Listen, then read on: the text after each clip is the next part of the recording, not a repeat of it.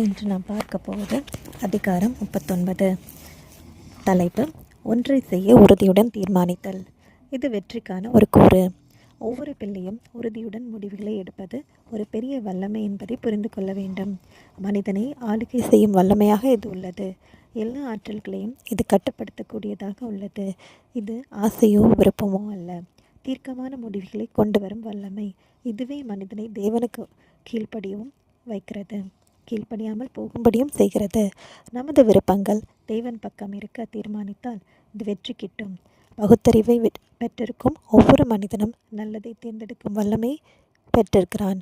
நமது வாழ்வின் ஒவ்வொரு அனுபவத்திலும் தேவனுடைய வார்த்தையை கேளுங்கள், யாரை சேவிப்பீர்கள் என்று இன்று தெரிந்து கொள்ளுங்கள். யோசுவா 24:15. ஒவ்வொருவரும் தங்கள் சித்தத்தை தேவ சித்தத்தின் பக்கம் வைக்கலாம். தேவனுக்கு கீழ்ப்படிய தேர்ந்தெடுக்கலாம்.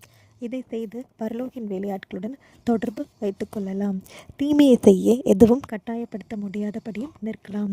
ஒவ்வொரு வாலிபனிடமும் ஒவ்வொரு பிள்ளையினிடமும் இந்த வல்லமை இருக்கிறது. தேவ உதவியுடன் ஒரு நெறி தவறாத குணத்தை உருவாக்கி கொண்டு பயனுள்ள ஒரு வாழ்க்கையை வாழலாம். இத்தகைய அறிவுரைகளுடன் பிள்ளையை சுய கட்டுப்பாடுடன் வாழ பயிற்றுவிக்கும் பெற்றோர்களே வெற்றியை கண்டடைவார்கள்.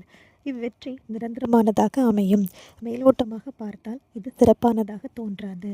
இவ்வழியை பின்பற்றுவதை விட ஒரு சர்வாதிகாரியைப் போல் பிள்ளையை கட்டுப்படுத்துவதே சிறந்த வழியாக நினைக்கப்படலாம்.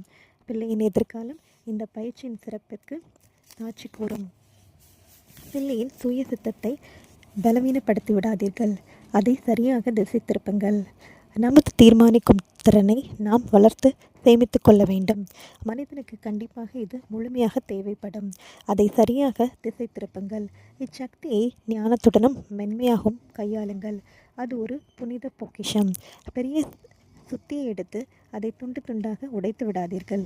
வார்த்தையினாலும் செயலினாலும் பிள்ளை தன் பொறுப்பை உணரும் வயது வரும் வரை அதை சரியாக வடிவமையுங்கள். பிள்ளைகள் சிறு வயதிலிருந்தே தங்களது சித்தத்தையும் விருப்பங்களையும் பெற்றோரின் அதிகாரத்திற்கும் சித்தத்திற்கும் ஒப்படைக்க பயிற்றுவிக்கப்பட வேண்டும். பெற்றோர்கள் இந்த பாடத்தை கொடுத்தால் பிள்ளைகள் தேவனின் சித்தத்திற்கு தங்களை சமர்ப்பிக்க கற்றுக் கொடுக்கின்றனர். பிள்ளைகள் தேவனுக்கு கீழ்ப்படிவதை கற்றுக்கொண்டு கிறிஸ்தவன் குடும்பத்தின் அங்கத்தினர்களாக மாற தகுதி பெறுகிறார்கள். வழிநடத்த வேண்டும், ஒடுக்கக்கூடாது. பிள்ளையின் வளர்ச்சியை அதிகமான கட்டுப்பாட்டினால் தடை செய்து விடாமல் சரியாக அதை திசை திருப்ப பெற்றோர்களும் ஆசிரியர்களும் படித்து கொள்ள வேண்டும். தேவையை விட அதிகமாக காட்டப்படும் அதிகாரமும் எந்த கட்டுப்பாடும் இல்லாத நிலைக்கு சமமாக இருக்கிறது. பிள்ளையின் சொந்த சித்தத்தை உடைக்க நினைப்பது தவறு. எல்லா மனங்களும் ஒரே வகையில் அமைந்திருப்பது இல்லை. கட்டாயப்படுத்தினால் வெளிப்புறமான கீழ்ப்படுதலை நாம் கொண்டு வரலாம். ஆயினும் மனம் தீவிரமான கீழ்ப்படியாமைக்கும் அதிகாரத்தை எதிர்த்து செயல்படவும் திடமாக முடிவெடுக்கும். இந்த வகையிலும் பிள்ளைகளை கட்டுப்படுத்தினாலும் இது பிள்ளைகளுக்கு பெரிய தீங்காகவே இருக்கும். சில பிள்ளைகளுக்கு தங்கள் சித்தத்தை சமர்ப்பிப்பதென்பது மற்ற பிள்ளைகளை விட கடினமானதாக இருக்கும். எனவே இது சுலபமான ஒன்றாக இருக்கும்படி ஆசிரியர் செய்ய வேண்டும். பின்பற்ற எளிமையான வழிமுறைகளை பிள்ளைகள் கைக்கொள்ளும்படி வழிநடத்த வேண்டும். ஒவ்வொரு பிள்ளையின் சொந்த சித்தமும் சரியாக வழிநடத்தப்பட்டு உருவாகிக்கப்பட வேண்டும். அது உதாசீனப்படுத்தப்பட்டு ஒடுக்கப்படக்கூடாது. வழிநடத்துங்கள், விரட்டாதீர்கள். உங்களது பராமரிப்பில் இருக்கும் பிள்ளைகள் தனித்துவத்துடன் இருக்க நீங்கள் தனித்துவத்தை பெற்றிருப்பதைப் போல் பிள்ளைகளுக்கும் அதை கொடுக்க வேண்டும். அவர்களே வழிநடத்துங்கள், விரட்டி கொண்டிருக்காதீர்கள். சித்தத்தை சரியாக பிரயோகிக்கும் பயிற்சி மனதை விரிவாக்கி பலப்படுத்துகிறது. தனக்கென்று ஒரு சொந்த சித்தம் இல்லாத வகையிலும் ஒரு பிள்ளை வழிநடத்தப்படலாம். அப்பிள்ளையின் தனித்துவம் வழிநடத்தும் நபரின் தனித்துவத்துடன் இணைந்து விடவும் செய்யலாம். தனது நோக்கங்கள், இலக்குகள் எல்லாவற்றையும் தனது ஆசிரியரின் சித்தத்திற்கு ஒப்படைக்கும்படியும் செய்யலாம். இப்படியாக பயிற்சி பெறும் பிள்ளைகள் ஒழுக்கத்தில் பலமானவர்களாக இருக்க மாட்டார்கள். தங்களது தனி பொறுப்பையும் உணரமாட்டார்கள். நிதானத்துடன் பகுத்தறிந்து நல்ல கோட்பாடுகளின் அடிப்படையில் செயல்பட அவர்களுக்கு கற்றுத்தரப்படவில்லை. அவர்களது சித்தம் மற்றவர்களது சித்தத்தினாலேயே முழுமையாக கட்டுப்படுத்தப்பட்டிருந்தது. எனவே அது விரிவடைந்து பலப்படவில்லை. அப்பிள்ளைகள் தங்கள் ஒவ்வொருவரின் தன்மைகளுக்கும் திறமைகளுக்கும் ஏற்ற வகையில் வழிநடத்தப்படவில்லை. அவர்கள் தங்கள் மனதின் முழு பலத்தையும் பிரயோகிக்க முடியாதவர்களாக இருக்கின்றனர். வெவ்வேறான சித்தங்கள் ஒன்றுடன் ஒன்று போராடும் பொழுது ஒரு பிள்ளை தான் நினைப்பதையே செய்யும் மனம் கொண்டிருக்கலாம். இப்படிப்பட்ட பிள்ளையை கையாளும் தாய் தன் பிள்ளைக்கு அக்குணத்தை தாமே கொடுத்திருக்கிறார் என்பதை புரிந்து கொண்டு தன் பொறுப்பை விளங்கி கொள்ள வேண்டும். குழந்தையின் அப்பண்பை ஒடுக்கிவிட வேண்டும் என்று நினைக்கக்கூடாது. சில நேரங்களில் தாயின் சித்தமும் பிள்ளையின் சித்தமும் எதிரெதிராக செயல்படும்.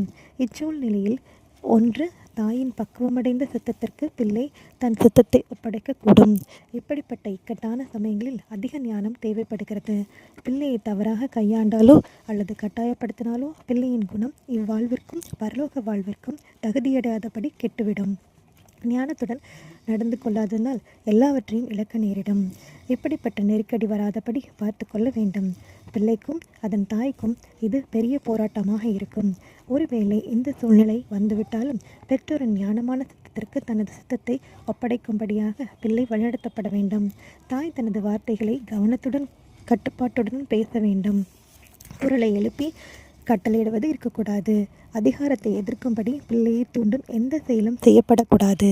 பிள்ளையானவனை இயேசுவிடம் கொண்டு வரும்படியாக அவனை தாய் வழிநடத்தப்பட படிக்க வேண்டும். சாத்தான் தன் பிள்ளையின் சித்தத்தை ஆட்கொண்டு போய்விடாதபடிக்கு விசுவாசத்துடன் ஜெபிக்க வேண்டும். பரலோக தூதர்களும் இக்காட்சியை கவனித்துக் கொண்டிருக்கிறார்கள். தேவனே தனக்கு உதவ முடியும் என்பதை தாய் உணர வேண்டும். அவளது வல்லமையாகவும் வெற்றியாகவும் அவள் காட்டும் அன்பே நல்ல பலனை கொடுக்கும். ஞானமான எந்த கிறிஸ்துவ தாயும் பிள்ளை தனக்கு கட்டுப்படும்படி கட்டாயப்படுத்த மாட்டாள். அவள் ஜெபிப்பாள். அவள் ஜெபிக்கும் பொழுது அவனது ஆவிக்குரிய வாழ்க்கை புதுப்பிக்கப்படும். தனக்குள் கிரியை செய்து கொண்டிருக்கும் ஒரு வல்லமையே பிள்ளையிடமும் கிரியை செய்து கொண்டிருக்கிறது என்பதை பார்ப்பாள். பிள்ளை கட்டாயப்படுத்தப்படுவதற்கு பதிலாக சரியாக வழிநடத்தப்படுகிறது. பிள்ளையின் மனமும் மென்மையாகிறது. போராட்டத்தில் வெற்றியடைகிறாள். ஒவ்வொரு அன்பான எண்ணமும் செயலும் வெள்ளி பாத்திரத்தில் வைக்கப்படுகின்ற தங்க பழங்களுக்கு ஒப்பாயிருக்கிறது. வார்த்தைகளால் விவரிக்க முடியாத ஒரு வெற்றியை தாய் பெற்றுவிட்டாள். புதுப்பிக்கப்பட்ட வெளிச்சத்தையும் ஒரு புதிய அனுபவத்தையும் பெற்றிருக்கிறாள். ஒவ்வொரு மனிதனையும் ஒளி வீச செய்யும் அந்த உண்மையான ஒளி அவளை கட்டுப்படுத்தியுள்ளது. புயலுக்கு பின் அமைதி நிலவுகிறது. மழைக்கு பின் சூரிய ஒளி பிரகாசிக்கின்றது.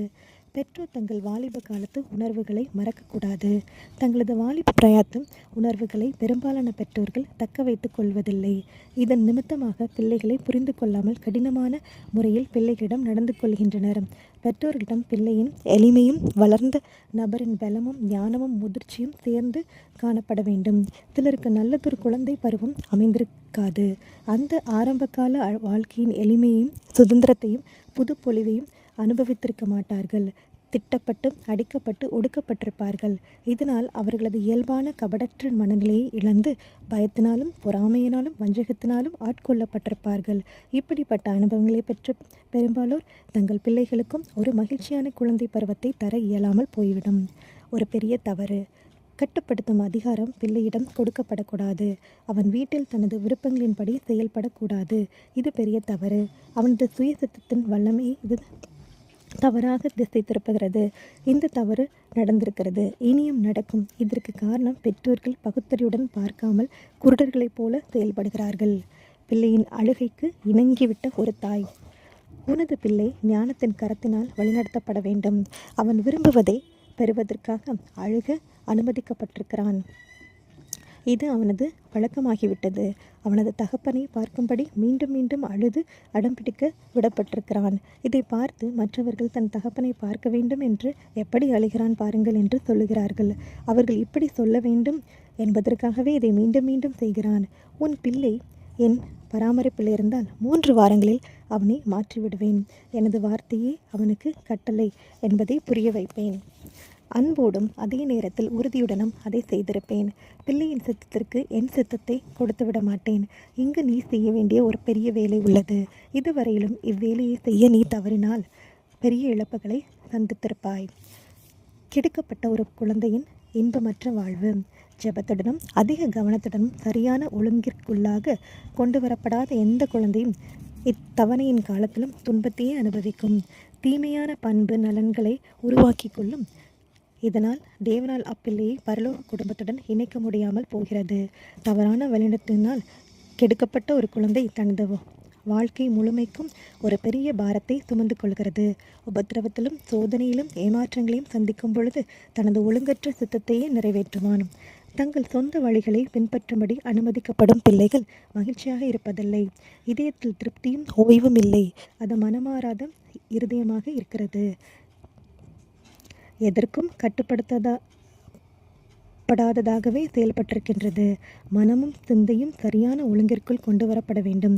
சரியான கட்டுப்பாட்டிற்குள்ளாக வர வேண்டும். இது நடந்தால் மட்டுமே நமது குணமானது ஞானத்தின் சட்டங்களுடன் இசைவாக செயல்படும்.